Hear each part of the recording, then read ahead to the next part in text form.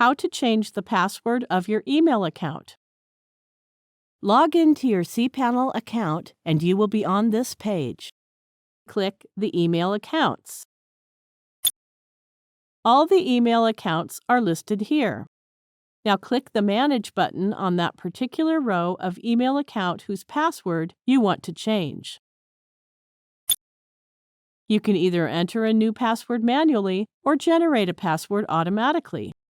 You can click the More icon to select Password Complexity Settings. cPanel generates a new password using that setting. To generate the password automatically, click the Generate button.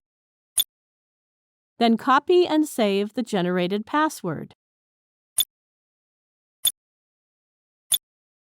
Scroll down to the bottom of the page and click the Update Email Settings button.